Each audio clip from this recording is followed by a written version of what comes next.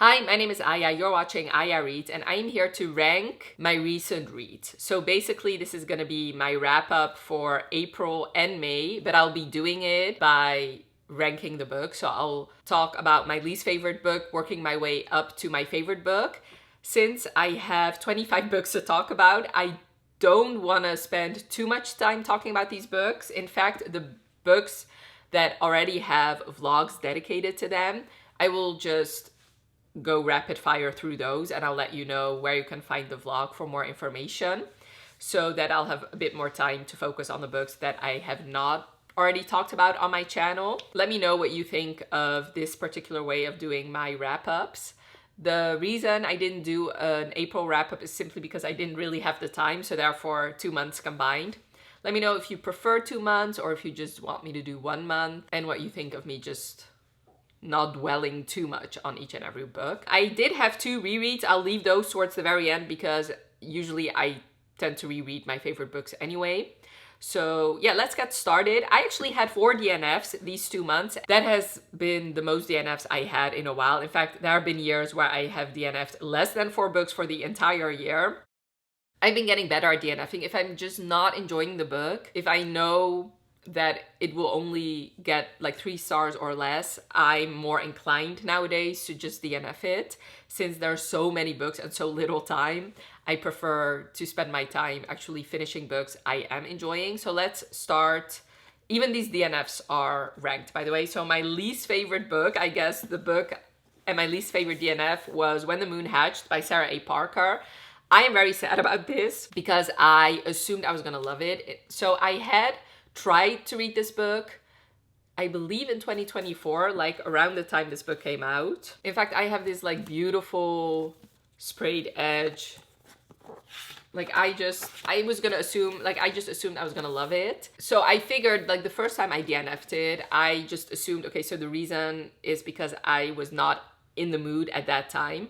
Then obviously the sequel came out recently, so my plan was to finally read When the Moon Hatched and then continue on with the sequel. So I tried reading it again and I DNF'd it at right around the same spot. In fact, I think I DNF'd it earlier than that, because the first time I read it, I got to around 100 pages. This time I think I got to around 80 pages. That just proves to me that this book is not for me. And I also tried to listen to the audiobook because I knew that the first 100 pages I read before were pretty dense, but the audiobook narrator I could not really get on board with. It was so boring, her narrations. So I have to come to terms with the fact that I tried to read this book twice, and both times I couldn't get past the 100-page mark. So this book is just not for me, so therefore I DNF'd it. Then I tried to read Stay With Me by Nikki Sloan.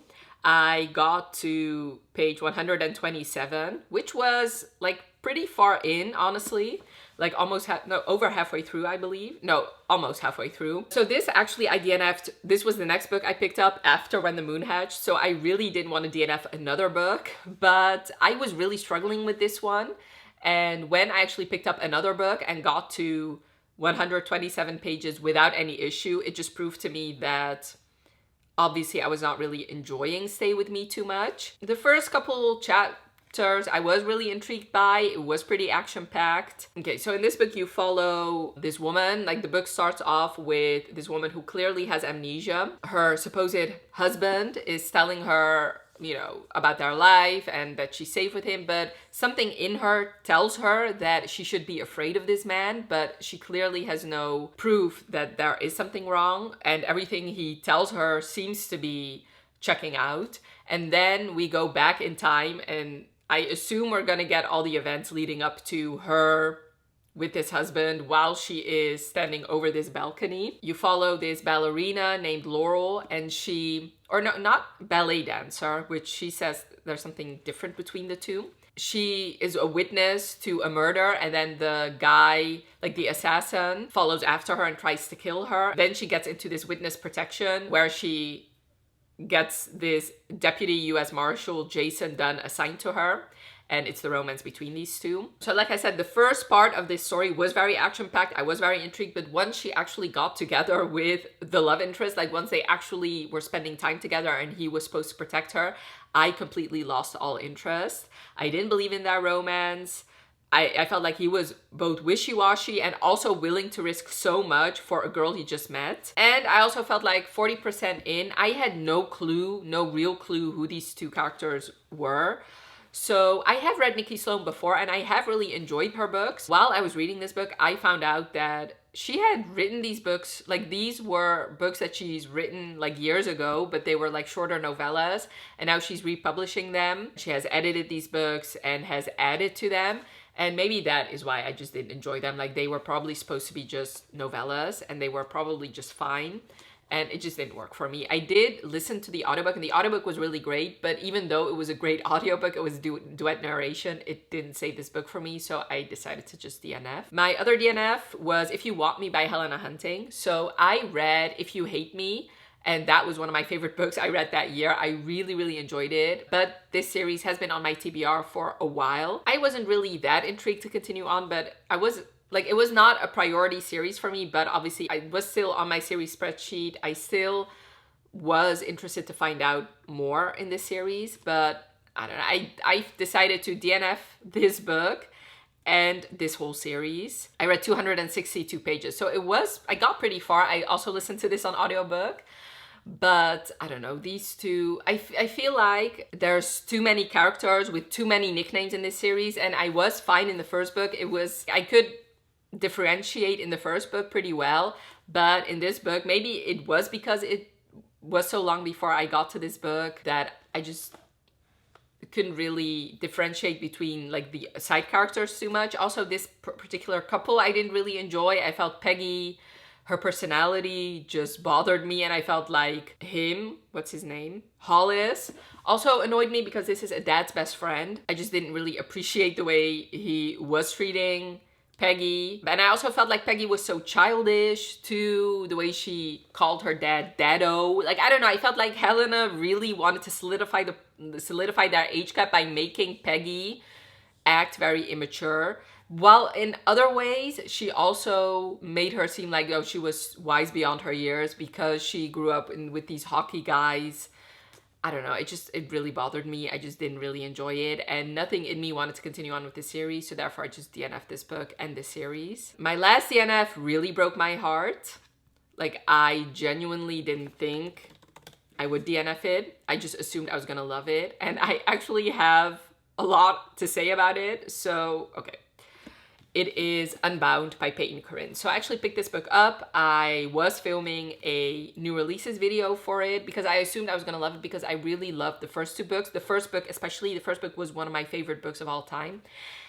And I DNF'd it at 73% because I genuinely could not go on anymore because it was so unbelievably sad that it felt like, the way I described it in my Goodreads review was, I felt like I was drowning in a sea of sadness and I was nowhere near shore. And the reason I described it that way is because this book is very, very poetic. So you follow Paloma and Bennett. This is second chance romance. They used to be together when they were both freshmen, and she left, like she broke his heart, she left, but since they're in the same college, they run in the same circles, and he made her promise that when she was drunk and needed to get home, that she would always call him. So throughout the years, he has always taken care of her when it was clear that he's always had major feelings for her.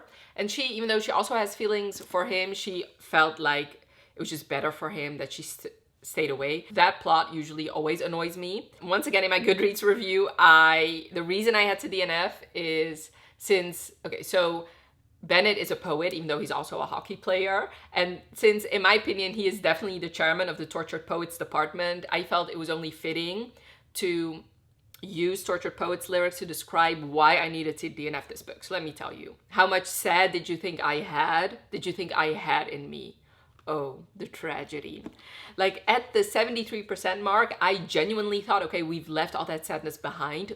We can just move on with our lives. But no, the author made a decision that just pissed me off and I couldn't read anymore. So this is like a second chance romance, like I said, but it just alternates between present chapters and past chapters, and not like alternates like one chapter present, the next chapter past. It just randomly we get past chapters, and I feel like those past chapters were just too much. And when she made the choice at 73% to go into, like, I understood why we needed flashback chapters of when they first got together. I did understand that. To me, it was very clear that the 3 years these two have spent apart was sad.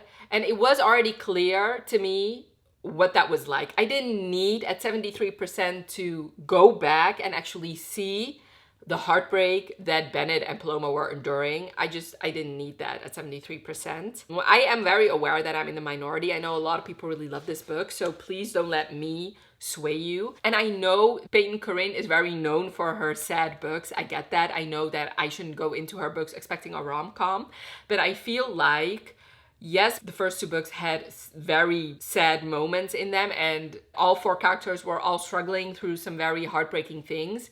I felt like the first two books just had a bit more balance, with some more lighthearted moments, with some moments that provided levity.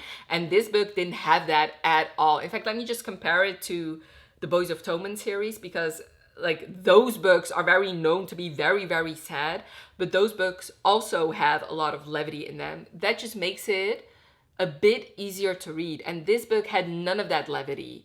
And I feel like Peyton could have chosen, if she had made a couple different choices, then we could have had a bit more levity, and that would have made it a bit more balanced for me. And then another thing that really bothered me is that this book at 73% had no balance between these two characters at all. And I also felt like I didn't really know Paloma that well. And once again, I feel like there could have been different decisions made that made me know her a bit better, and those choices just weren't made. Like, for example, there was like an older character that she was very close to, but I had no clue who this woman was or how she knew Paloma. So that also bothered me. I'll just leave my Goodreads review linked for you. A big part of that is spoilery, but if you've read it, then you can check it out. There were a lot of things to love about this. Like, I love how he calls her love. I love how he's obsessed with her hair and how he loves brushing it. I obviously love that he writes her poems, but it just wasn't enough for me to continue. And once again, like, even the things I loved about it, it was only Bennett doing things for Paloma, emphasizing the unbalanced nature of this relationship. So yes, I'm very sad because this is one of the more beautiful covers out there. And I'm very glad that the second and first book are getting new covers that I will be purchasing as soon as they're out. But I couldn't torture myself any longer, so I just had to dip out. Having said that, it was my favorite DNF because I did get the farthest in. And yes, maybe because while I was reading it, I was struggling a bit with my own mental health. So maybe if I was in a better place myself mentally and was a bit happier in my own life, I could have read this. But I genuinely don't think, even if I was like the happiest I've ever been in my life, I don't think this could have gotten any higher than 3 stars for me. So I don't think I'll ever pick this book up. Okay, so moving on, I didn't have any 1-star or 2-star ratings, which I think the reason for that is because I've DNF'd more easily. Because I do think any of the 4 books that I have DNF'd, I think if I had finished them, they could have been 1 or 2-star books. So moving on to the 3-star books. The first 3-star book is Only Him by Jean St. James. Is that how you pronounce her name? So this is the second book in the Obsessed series, which are a series of novellas. And I heard about this from Bestie Book Reviews. And Mandy, I believe, read this one, and I could have started with the first book, but this one just intrigued me the most. So I just started with this one. This series is on my series spreadsheet, so I do think if I'm just looking for a quick, fun, easy novella to read, I can pick one of the other books in this series.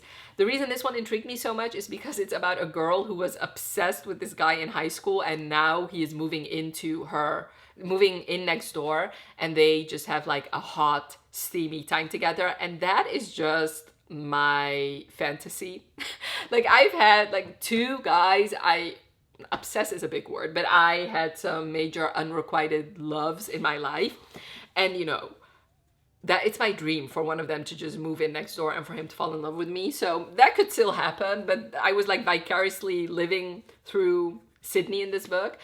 This was just an unhinged good time. Also, this is a submissive MMC he was married to his like high school love, and she never really indulged this side of him. So now meeting Sydney, and like the first time they are together, he can let out his like submissive nature, and he just loves that. Obviously this was very unrealistic because I don't think that, even though technically they knew each other, he didn't really know her at all. And to already get into like a BDSM dynamic when you barely know this person. In fact, the only real things you know about her is that she's kind of a stalker.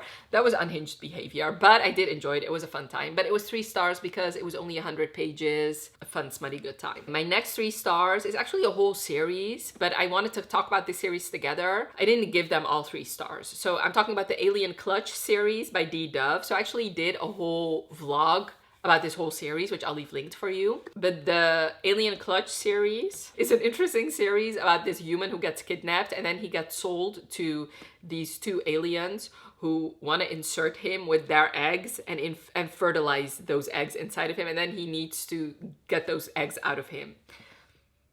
It's one of the more unhinged alien romances I've ever read, but this series consists of 4 books. The first book is like a prequel novella called Captured. I gave that one 3 stars. This novella is not really a romance. In fact, it is like a horror in my opinion. Then the first book is Forced. I gave that one 4 stars. It was also the longest one, and this one was the best one in my opinion. The second book, Broken, I gave 2 stars. And then the third book is more like a like longer epilogue, The Falls. I also gave 2 stars. So overall, technically the average is a 2.75, but since I don't give that rating out, I just gave it 3 stars across the board. If you want more in-depth thoughts, check out my vlog reading this whole series. The other book I actually gave 3 stars was Don't Kiss the Bride by Carrie Cole. So this was an interesting book because this was actually the book I talked about when I talked about the Nikki Sloan book, where I was struggling with that book. So I actually started Don't Kiss the Bride and I inhaled like the first 127 pages. I really loved the beginning of the book, and I genuinely thought this was going to be a 5-star book, despite the huge age gap between them, which I sometimes really struggle with age gaps, especially age gaps like this, when he is closer to my age and she's still in high school. So he's 34, she's 18, and like I said, still in high school. So you follow Jude and Skylar. Her home situation is just god awful. Like, her mother is a hoarder and she's basically taken over almost the entire house except for Skylar's bedroom, and the rest of the house is very dirty. The way it's described is like the most unsanitary, disgusting house ever. And Skylar's only safe space is her own bedroom. She can keep it clean, but like even the bathrooms are unusable. So Skylar literally has a cat, and she also has to kind of use the litter box to pee because there's nowhere else to pee in the house. And like she takes her showers at school. So has like a very horrible situation. And she also has her own medical issues. Like there's a type of eating disorder in here where because of the way she grew up, she cannot really eat normally. So she doesn't really get the type of nutrients she needs, and she technically also needs therapy to help her with her eating disorder, but obviously she cannot afford that. She ends up connecting with Jude and they become friends, and once he realizes what kind of awful situation she's living in, he ends up offering to marry her so that she can get on his health insurance, and also so she can live with him to finally get a safe place to live. And obviously they're gonna fall in love in the meantime.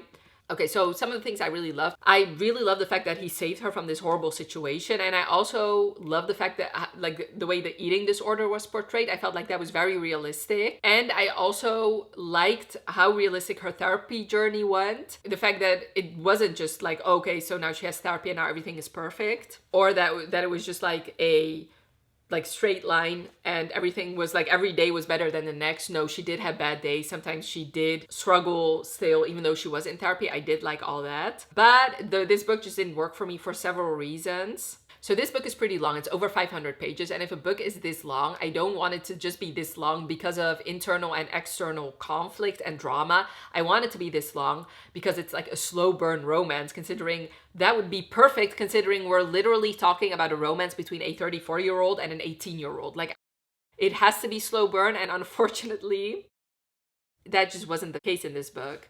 They got together pretty quickly, and then the rest of the book was just drama, either because, like I said, internal drama between the relationship, or external drama because things were getting in the way of their relationship. Like I said, that's just a preference thing, and I didn't appreciate that. Also, I know she's only 18. I know she's only just in high school, but I felt like she read way too young, unnecessarily so, honestly. And the reason I say that is because I interact with a lot of teenagers around her age for my job, and I felt like they just didn't really speak the way she was speaking. And a part of that may have something to do with the audiobook narrator, because I did listen to this on audiobook. She did portray her in like a very young voice. Also, like the things she was saying, her personality, it was pretty young for an 18-year-old. One thing that also kind of bothered me is the fact that Jude was lusting after her from the very beginning, like from the very moment he saw her, and that just bothered me. I just prefer in these kinds of relationships, once again, the slow burn. Like, I get that 18-year-olds can be hot for 34-year-old men. I get that, but first of all, I don't really want to read it. And second of all, it was just unnecessary. If you're gonna write a book of 500 pages anyway, why not just leave the lust out of it from the beginning and just have them be friends first, and then because they're living together, because he's seeing different sides to her, that is what makes him fall in love with her. You know, ultimately at the end of the day, I just didn't believe in that romance. I genuinely think the only reason that she fell in love with him was because he was her savior. He was the only person that kept saving her, and he fell in love with her because she was just there. And you know, it's been explained that he has never had a serious relationship. He always just dates women for a couple weeks or months and then just discards them. And I genuinely think the only reason that she stood the test of time for him is because of the convenience that she was just there. By the sheer fact of that they were just living together for over a year, and he realized, oh wait, I can live with a woman for this long and still be interested in her, as opposed to dumping them preemptively. This time he couldn't do that, but just by virtue of that, that is what made her different than all the other girls. I feel like if there was some other chick who kind of needed his help and they had the similar arrangement, he would have also fallen in love with her. So yes, that is my 2 cents on Don't Kiss the Bride. And a big part of it is maybe me. I probably should stop reading these giant age gaps, but then on the other hand, I do think if it's done well, I could still love them, but this one I just didn't. My other 3-star was Verity Guild by May Corland, which I'll leave so this is the Fairy Loot edition. I'll leave the actual cover here. This one, I did a new releases vlog for, so I'll just leave that linked for you. So this is a romantasy murder mystery, and I felt like both those things were kind of lacking. I feel like the murder mystery was kind of suffering because it was a murder mystery romantasy, and I felt like the romance aspect was also suffering because of the murder mystery. So yeah, there were some things I did like about it, but ultimately it was just not my favorite. So 3 stars for Verity Guild, and check out my vlog if you want to know like more in-depth reasonings why I gave it 3 stars. My other 3-star was Score by Kennedy Ryan. So this one I read in my vlog of having a spinner wheel decide how many hours I have to read every day.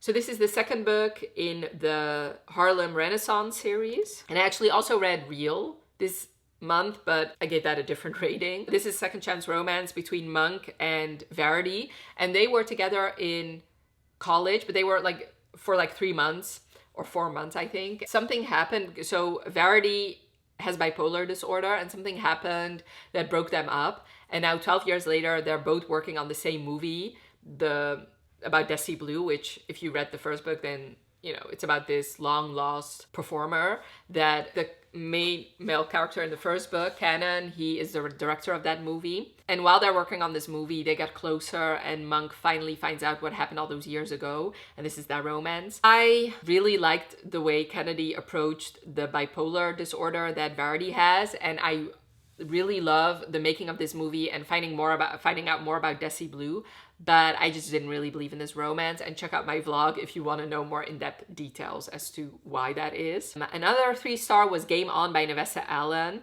This really bothered me. I also vlogged the experience of reading it, so check that out.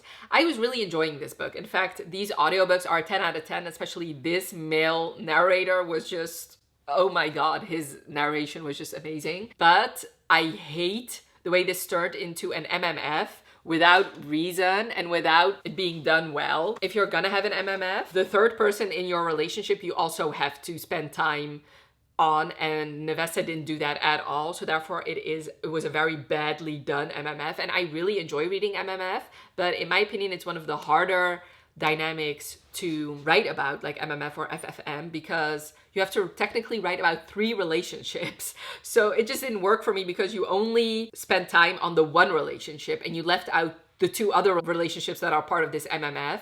And like the whole third character, he was just a side character that I just thought, okay, they were just gonna have a hot time with this guy. I didn't assume that they were actually gonna end up in a relationship together. So that really bothered me, which ruined this book for me. So check out my review if you wanna know my full thoughts. But this is about Tyler and Stella. And Tyler, he's Josh's best friend. So we have seen him around.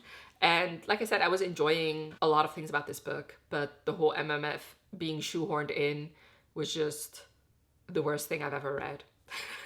And like I would have given it a lower rating, but I just felt like it was unfair because I did enjoy like the first 75% of this book. So there's that. Okay, so my last 3-star, even though it was my favorite 3-star, it was kind of disappointing because this is one of my favorite authors, but it's Fever Dream by Elsie Silver. Okay, so this is, once again, I obviously vlogged the experience, so check that out. But this is the first book in her new series, and usually those are never really my favorite Elsie Silver books, like the first books in her series. But I just assumed since this is like her, I don't know, like this is her like 15th book, 16th book, I just assumed it was going to be better than her other first books in series, but unfortunately it wasn't. So this is about Julia Silva, who is Theo Silva's sister from Reckless, and Emmett, who is Theo's rival. And they have to work together because Emmett is going to be part of this like reality dating show, and she is the, what is she? The location manager. So they end up falling in love. A lot of things bothered me about this book. The biggest one is the fact that Emmett is so unprofessional, in my opinion. Like that somehow bothered me, which is a testament to that I didn't really believe in that romance, because if I was so fixated on that instead of the romance, then you didn't really do a good job with the romance. Also, I just don't really enjoy reality TV show plots. It's just not my favorite, but I assumed, since I really love Elsie Silver, I had faith that she would do it right, but unfortunately she didn't. Check out my review if you want to know more of my in-depth thoughts about this book. So now for my 4 stars, my least favorite 4-star was Real by Kennedy Ryan. So this is the first book in the Harlem Renaissance, or Hollywood Renaissance series. And this is the book between Canon and Neva, and it's the director and actress. So Canon, I also read this for the same vlog I read Score in, by the way. Canon is making this biopic of Desi Blue, and he has searched 6 months for a lead actress, and he hasn't found anybody that would do her justice until one day him and Monk from the second book, they go and see Neva's show because Monk has met her before. And when Canon sees her, that's when he realizes this is my Desi Blue. But he knows, like in the past, he has had a dalliance with his lead actress and it just ended in disaster, mostly for him. So he has vowed to never date his actress, but he cannot really stay away from Neva. Neva's also very attracted to him. Neva also has lupus, by the way. So once again, I pretty much loved everything about this book apart from the romance, but I did enjoy the romance a bit more than the romance in Score, so therefore this one got 4 stars. I really loved the lupus representation. I loved the making of this movie. I really loved finding out a lot about like Desi Blue and her life, but I felt that the romance was a bit unbalanced, and not because he was her director and she was the actress, but because he was always the one that changed their relationship and she always went along with his whims. Like he's the one who decided to ignore her even though he was her director because it was better for them to stay away from each other. But then he was the one to decide that, okay, maybe they can be together in secret. Then he was the one to make their relationship public without discussing it with her first. 4 stars, I still did enjoy it. But if like I really loved everything apart from the romance, I'd have to say Kennedy Ryan, I have tried to read her books, but I've never given a Kennedy Ryan 5 stars when everybody else seems to be giving her book 5 stars. So books 5 stars. So maybe I should just come to terms with the fact that she's not like that. I should just stop reading her books. I do have 2 other books of hers on my TBR. Like, I own those books. So I do want to read those. It's the first and third book in the Skyland series. So I think those are going to be like my last shot with Kennedy Ryan. And if I don't give any of them 5 stars, then maybe I should just quit. Anyway, my next 4 stars is Hunt the Villain by Rena Kent. Once again, I reviewed this book and I'll leave that linked for you. But this is the second book in her Villains series, which is an MM series, and you follow Julian and Vaughn. And they are members of like rivaling Bratva families. When they were teenagers, went to this like mafia camp where something happened between them, but then 4 years passed where they never spoke. But now Julian kind of wants to force Vaughn to interact with him, and he does so by sleeping with Vaughn's girlfriend. So now he has Vaughn's attention, and this is the romance between the two. I enjoyed it, but it's not my favorite Rena Kent. But I did have a good time with these two.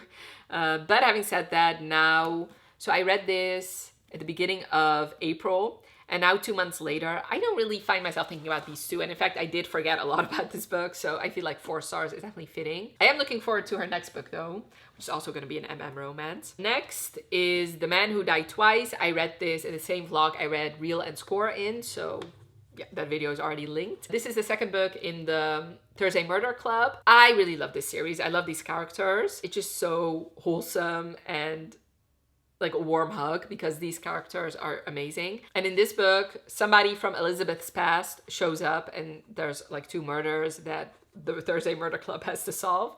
I enjoyed it, but this mystery was just not my favorite, so therefore it's a 4 star. But one thing I'm very much looking forward to is it seems like there's a romance brewing that I'm very much shipping. So yes, I am excited to read the third book. So cannot wait to do that. Next 4 star was Direbound by Sable Sorensen. So this one I did a in-depth recap for this book. So check that out. The first part is non-spoiler. This is the first book in the Direbound series. Is that what it's called? In the Wolves of Ruin series. And you follow Maren Cooper. And in this world, you have like regular people and you have Direbound. And Direbound, they, once you bind yourself to a direwolf, you get like, you become basically like this special force in the army in this world, because the Direbound country is at war with another country that has like vampire-like creatures. And when Maren's sister gets kidnapped, she wants to join the army to get to the war front because that's where she thinks her sister is. But when she joins the army, it's actually when the bonding trial happens. And now she has to bond with a direwolf, and she ends up bonding with obviously a very special direwolf that has never bonded to anybody else. And you follow her as she navigates that. And she also has like a romance with 2 different men. There was a lot of things I enjoyed about it, but also a lot of things that bothered me. And mostly who bothered me in this book was Maren. There were just some things she did and said that really, really annoyed me to no end. So that is why I gave it 4 stars. But I have more reasons. Check out my vlog for it if you want to know more of my thoughts on this book. Okay, my favorite 4 stars was Dungeon Crawler Carl by Matt Dinneman.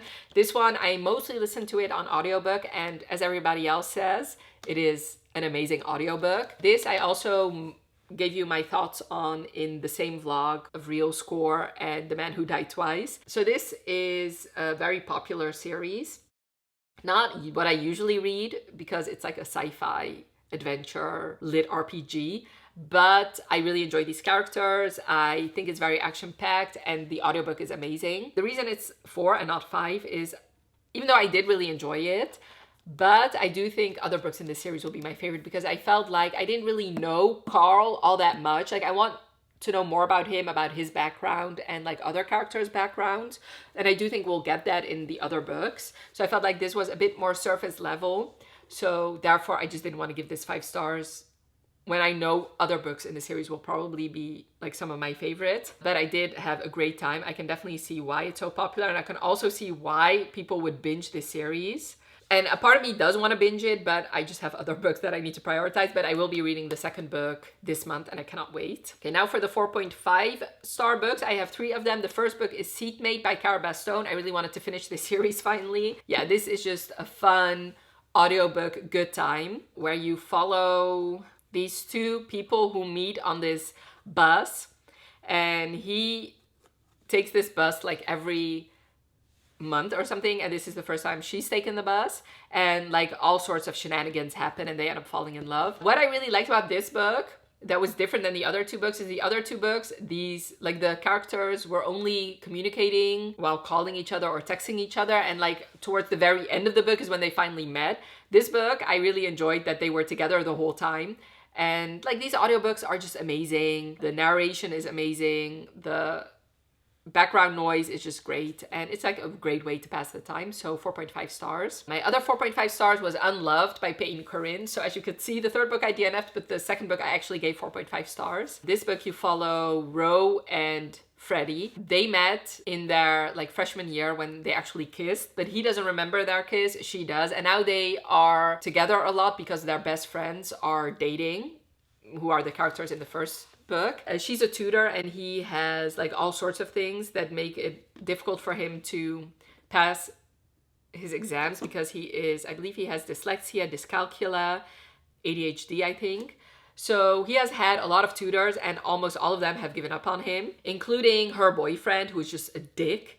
So when she tutors him, they get really close, they become fast friends, and they do end up falling in love. Both of them were struggling through a lot of things, especially he felt like he was not good enough for a relationship.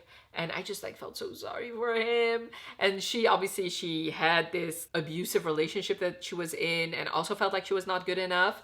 I just really love these 2 together. They were just adorable. And yes, like I said, and I felt like the difference between this one and Unbound is this one, yes, has very sad moments, but I felt like there was some levity when they were still friends and tutoring. I really enjoyed those moments together, and those were not sad in my opinion. And I felt like in their book, that kind of was a bit balanced. And also we got some genuine, beautiful friendship moments between Sadie and Ro that also helped help in making this book a bit more balanced. So I did enjoy it. It did take me very long to read. So I genuinely thought this was probably going to be my least favorite in the series since it did take me so long to read, but no, it wasn't. I do hope the 4th book will be amazing though. So anyway, moving on.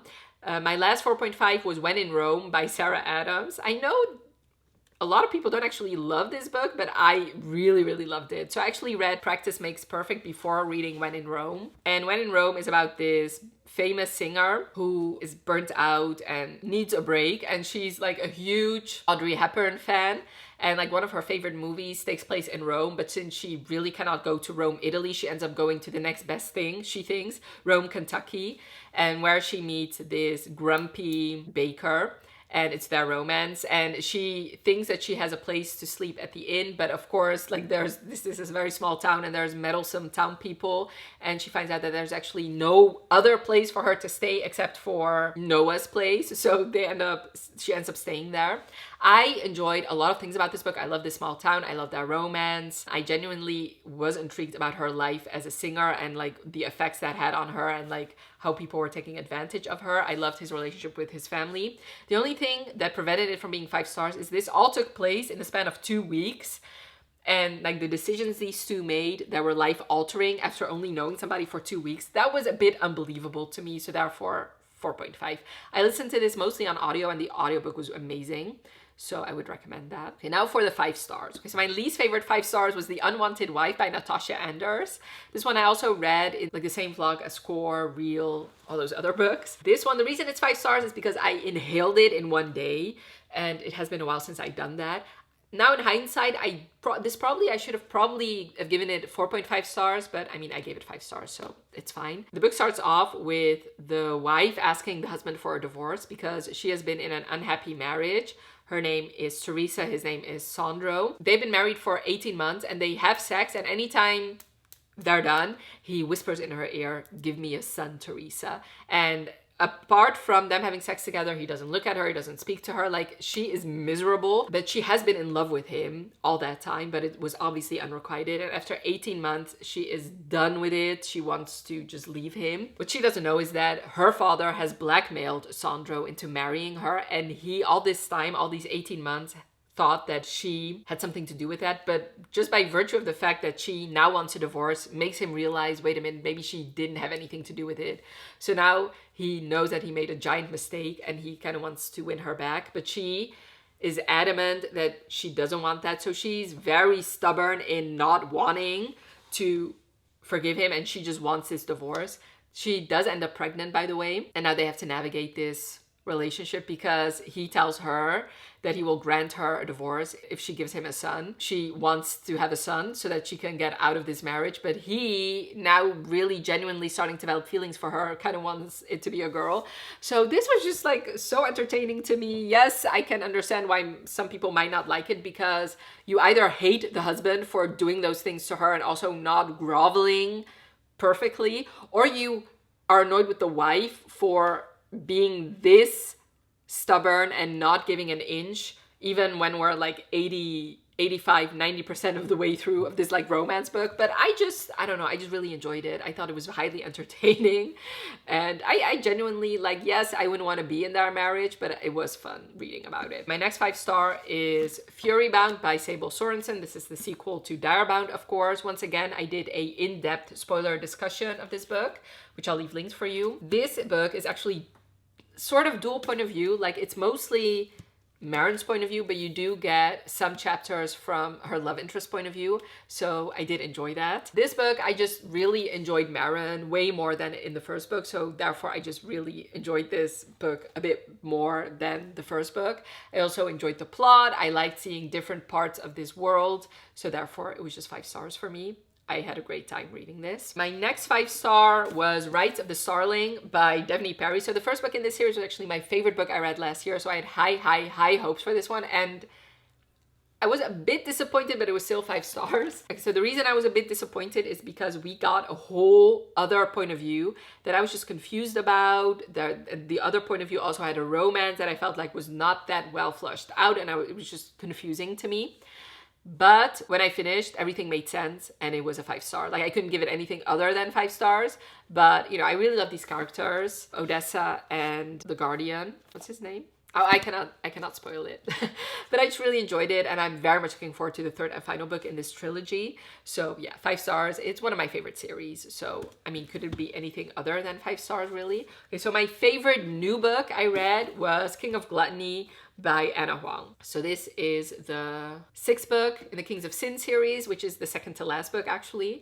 And you follow Sebastian and Maya. His family has a lot of Michelin star restaurants, and her family is in like the frozen food business. And they grew up together because their fathers are best friends, but they have been rivals all their lives. They loathe each other. They just don't really get along. And what we find out is that it's mostly on her on her side. He has been pining for her for a long time.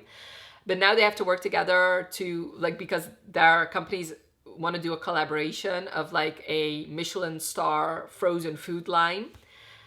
And obviously, while they're working together, they're going to fall in love. I really loved it. Like, if you really love The Viscount Who Loved Me, I think you're really going to love this. It was just fun, very entertaining. I really love these two together. I just had the best time with this book. And once again, I also vlogged the experience of reading this, and also Rites of the Starling, by the way. Almost every book in this wrap-up I vlogged.